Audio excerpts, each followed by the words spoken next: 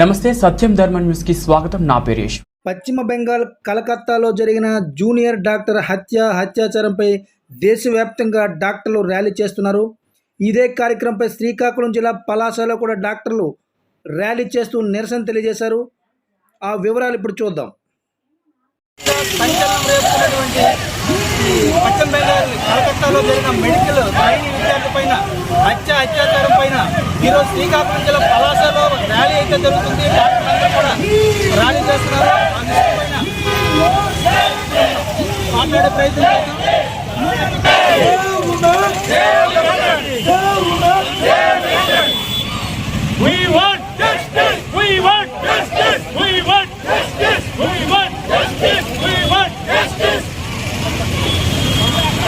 భారతదేశంలో ఎన్నో చట్టాలు ఉన్నప్పటికీ కూడా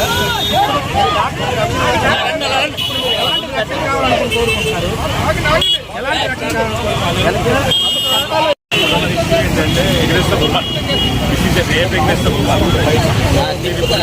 ఇండియాలో 2021 ఏం చెప్తున్నారంటే కనీసం 36,700 రేప్స్ జరిగాయి.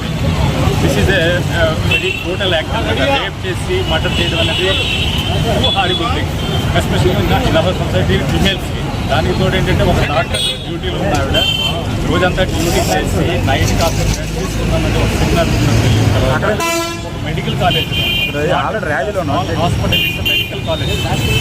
మెడికల్ కాలేజ్ అంటే మీకు ఎంతమంది పేషెంట్స్ ఉంటారు, ఎన్ని ఎమర్జెన్సీ కేసెస్ ఉంటాయో, ఇవన్నిటి మధ్యలో ఒక రేపు టోటల్ జంక్షన్ దగ్గర వచ్చేస్తాయి. ఏదైతే ఇండియాకి ఇది చాలా పెద్ద ఒక ఇదనమాట. సో ఇటువంటి మిస్టేక్, ఇటువంటి మచ్చ అనేది రాకూడదు. ఇంకా ఫ్యూచర్లో ఇలాంటివి జరగకూడదు. దానికోసం ఎంత స్ట్రింజెంట్ అయినా, ఎంత కష్టమైన యాక్షన్ రావాలి. Not only for doctors, it's egress the women. అంటే ఇంత బ్రూటల్ మర్డర్ అనేది ఇంతవరకు ఎవరికి జరగలేదు. ప్రతి ఒక ప్రొఫెషనల్కి, ఒక డాక్టర్ అంటే she is like a God. అటువంటి ఆవిడ్ని మనం ఇలా చేశారంటే it's horrible thing. Nobody will accept this thing. Human beings అందరూ కూడా రావాలి ముందుకు. యాక్చువల్గా ఇదేదో మా డాక్టర్స్ లేకపోతే కొంతమంది స్టూడెంట్స్ ఇలా మూవ్ అవడం కాదు. ప్రతి ఇండివిజువల్, ప్రతి హ్యూమన్ బీయింగ్, ఏదైనా మేల్ ఆఫ్ ఫీమేల్ అందరూ రోడ్ల మీద కావాలి. దీనికోసం ఏదైనా స్ట్రింజెంట్ చట్టాలు చేయాలి. అప్పుడే పరిష్కారం. ఎలాంటి చట్టాలు రావాలని మీరు కోరుకుంటున్నారు? నేను అనేది ఏంటంటే what is the root cause అనేది ప్రతి ఒళ్ళు దీనికి అర్థం చేసుకోలేదు. రూట్ కాజ్ ఏంటి? రూట్ కాజ్ ఏంటంటే ఆల్కహాలిజం, పబ్లిక్ పబ్స్, లేకపోతే డ్రగ్స్. వీటి ముందు గవర్నమెంట్స్ అన్నీ కూడా త్రూఅవుట్ ఇండియా, ప్రతి స్టేట్ గవర్నమెంట్ అందరూ కలిసికట్టుగా పోరాట చేసి ముందు బ్యాన్ చేయమన్నారు. ముందు పబ్స్ బ్యాన్ చేయండి. నైట్ ఆల్కహాలిజం ఇంట్లో తాగండి, ఇంట్లో చేయండి. బట్ అవుట్ సైడ్ చేసిన తర్వాత ఏం జరుగుతుంది? That influences everybody. మైండ్ మారిపోతాయి, పశువులా ప్రవర్తిస్తారు. అంటే ఒక గాడెస్ లాంటి ఒక డాక్టర్ని రేప్ చేసి చంపేశారంటే మీరు ఒకసారి ఆలోచించుకోండి. అది కూడా ఒక సింగిల్ పర్సన్ కాదు. It's total murder. ఒక 5 మెంబర్స్, మోర్ దెన్ 5 మెంబర్స్ కలిపి దారుణంగా హత్య చేశారు. దీన్ని బట్టి చూస్తుంటే తెలుస్తుంది కదా, ఆల్కహాల్ అనేది, లేకపోతే డ్రగ్స్ అనేవి, లేకపోతే పబ్స్ అనేవి అంత ఇన్ఫ్లుయెన్స్ చేస్తున్నాయి సొసైటీ మీద. వీటి ముందు అరికెత్తాలి. That is the root cause. Within సెకండ్స్లో ఎవరు అనేది మనం ఈజీగా ఐడెంటిఫై చేయొచ్చు. కానీ వాళ్ళు ఈరోజు దేశాన్ని దాటిపోయారని అంటున్నారు. అంటే వాళ్ళు ఐడెంటిఫై అయ్యారు కానీ పనిష్మెంట్ చేయకుండా అడ్డుకుంటుంది ఈ వ్యవస్థ. అట్లాంటి వ్యవస్థ నిర్మూలించాలి. కానీ చట్టం మీరు ఏది చేసినా ఈ రకంగానే వాళ్ళు తప్పించుకుంటారు. వాళ్ళకి ఈ రకంగా ప్రొటెక్షన్ ఇవ్వబడుతుంది. కాబట్టి ఇంప్లిమెంటేషన్ ఇది ఇంపార్టెంట్. చట్టం అనేది ఇంప్లిమెంట్ చేయాలి. చట్టం చేయడం వల్ల ఉపయోగం లేదు. మనకు ఉన్న చట్టాలు చాలా సఫిషియెంట్. దాన్ని హైజాక్ చేస్తున్నారు, లేకపోతే దాన్ని ఇంప్లిమెంట్ చేయకుండా ఆపుతున్నారు. బలమైన శక్తులుగా సొసైటీలో ఉన్నవాళ్ళు, వాళ్ళ పిల్లలు, వాళ్ళ బంధువులు వచ్చారు, వాళ్ళ రాజకీయ అవసరాల కోసం దాన్ని మేనేజ్ చేస్తున్నారు. ఈరోజు ఒక లేడీ సీఎంగా ఉండి ఆవిడ వాళ్ళని శిక్షించలేదు. నిజంగా వాళ్ళు ఐడెంటిఫై చేయలేని అంత దీనస్థితిలో, మన దౌర్భాగ్య స్థితిలో ఇండియా లేదు. ఫుల్ ఫ్రీడమ్ ఇచ్చి చూడమనండి పోలీస్ డిపార్ట్మెంట్కి. వితిన్ సెకండ్స్లో ఐడెంటిఫై చేయగలుగుతారు. కాలేజీ యాజమాన్యంలో లోపం ఉందంటారా, ప్రభుత్వంలో లోపం ఉందంటారా? కాలేజీలో జరిగింది కాబట్టి కాలేజీ యాజమాన్యం అని అంటాం. ఒక బస్ స్టాండ్లో జరిగితే ఎవరిది, ఒక రోడ్డు పైన జరిగితే ఎవరిది. కాబట్టి ఇది వ్యవస్థది అంతే తప్ప కాలేజీది అనలేదు.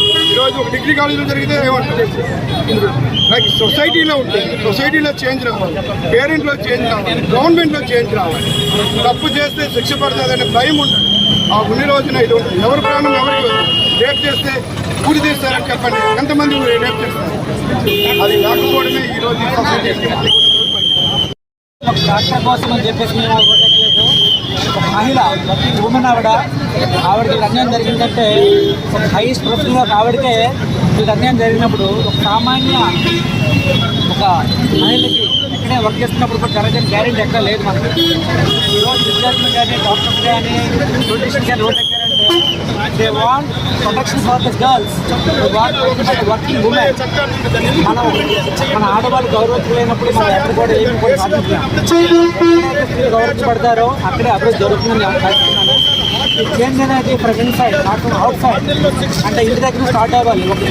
ఎంతసేపు మనం ఏం చేస్తుంటాం అంటే తల్లిదండ్రులు ఆడపిల్ల ఏం చేస్తున్నారు, ఆడపిల్ల మాట్లాడుతుంది, ఆడపిల్ల ఎక్కడికి చూస్తుంది, కానీ ఒక అబ్బాయి ఏం చేస్తున్నాడు, ఎంత చల్లగా ఉన్నాడు, ఎవరితో మాట్లాడుతున్నాడు, దేవుని ఎవరు పట్టించుకోవట్లేదు. ఏ రోజు అయితే కానీ తల్లిదండ్రులు కానీ ఉపాధ్యాయులు కానీ పెద్దవాళ్ళు కానీ వాళ్ళ ఇంట్లో మన పిల్లాడు ఏం చేస్తున్నాడు, ఎలా ఉన్నాడు, ఎలా బిహేవ్ చేస్తున్నాడు అనే విషయం పట్టుకుంటే మాత్రం అన్నీ కరెక్ట్ అయిపోతాయి. ఈరోజు ఈ ర్యాలీ ద్వారా అయితేనేమి, దీని ద్వారా అయితేనేమి ప్రభుత్వానికి కానీ లేదా ప్రజలకు కానీ ఈ డాక్టర్ అయినా ఎలాంటి మెసేజ్ చేంజ్ ఫ్రమ్ ఇన్సైడ్. ఒక ఎగ్జాంపుల్ ఉంది, గుడ్డు పైనుంచి తగిలితే ఆమ్లెట్ అయిపోతుంది, లోపల నుంచి వస్తే పిల్లలు జీవం వస్తుంది అన్నమాట. ఆ చేంజ్ ఇప్పుడు కూడా ఫ్రమ్ ఇన్సైడ్ ప్రతి ఒక్కరు రావాలి. ఎలా వస్తుందంటే రైట్ ఫ్రమ్ ద స్కూల్స్ ఎంతసేపు కూడా డాక్టర్ అవుతావా, యాక్టర్ అవుతావా, కలెక్టర్ అవుతావా అంటాడు, కానీ నేను మంచి మనిషి అవని ఎవడనుకో చెప్పట్లేకపోతున్నాడు. ప్రతి ఒక్కరూ కూడా దైవభక్తి, పాపభీతి, సంఘనీతి ఎవరికి అలవాటు చేయాలి. స్కూల్లో ఏం చేయాలి?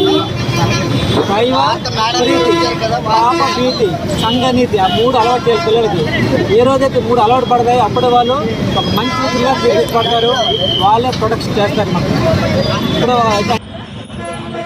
ఈ భారతదేశంలో స్వతంత్ర భారతదేశంలో 78 సంవత్సరాల స్వతంత్ర భారతదేశంలో మనువాద భావజాలాలు ఇంకా మూలాలు ఇంకా ఉన్నాయి అని చెప్పడానికి నిన్న కలకత్తాలో 9వ తేదీ జరిగినటువంటి బ్రూటల్ హత్యే నిదర్శనం.